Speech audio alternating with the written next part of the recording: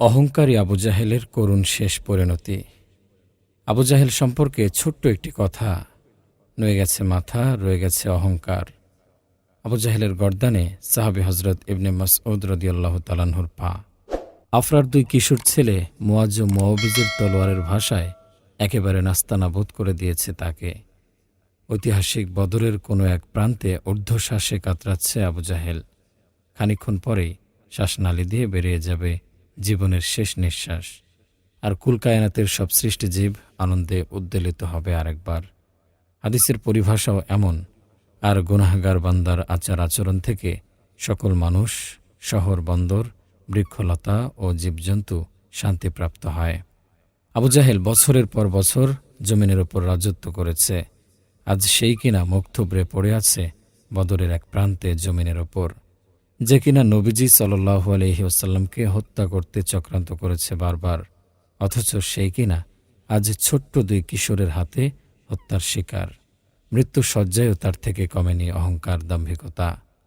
যখন সে মুমূর্ষু অবস্থায় জীবনের অন্তলগ্নে এসে পৌঁছেছে, তখনও সে দাম্ভিকতার সুরে বলেছে, তোমরা কি আমার চেয়ে শ্রেষ্ঠ কাউকে হত্যা করতে পেরেছ?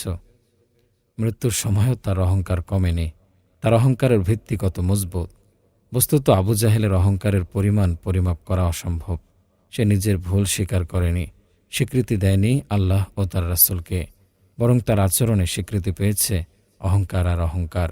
তাই তো সে মুমূর্ষু অবস্থায়ও আরও বলেছে, আমাকে যদি চাষিরা, যে দুই বালক তাকে হত্যা করেছে, তারা মদিনার আর তারা কৃষিকাজ করত, হত্যা না করে বড় কোনো বীর বাহাদুর হত্যা করত, তবে কতই না ভালো হতো।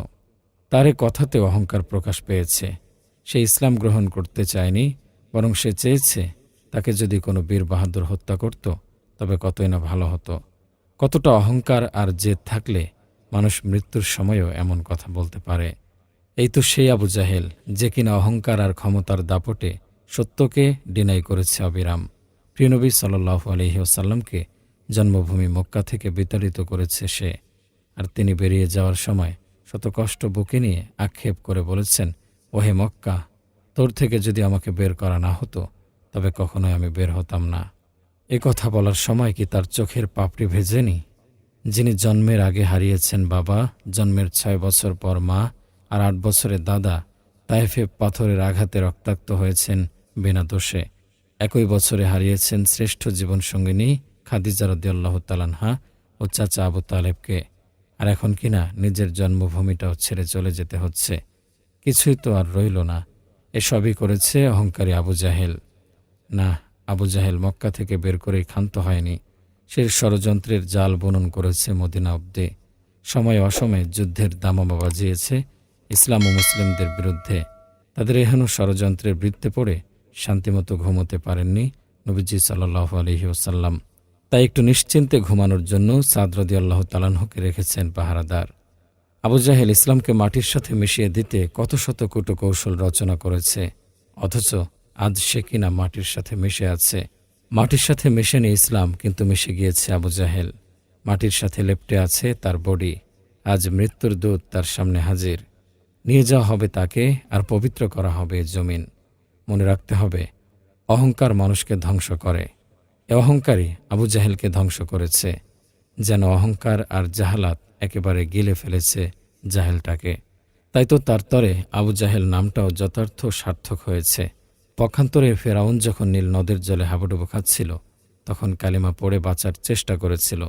অহংকারের কারণে সে তুলনায় আবু জাহেল তলোয়ারের আঘাত খেয়েও কালিমা পড়ার চেষ্টাটুকু করেনি।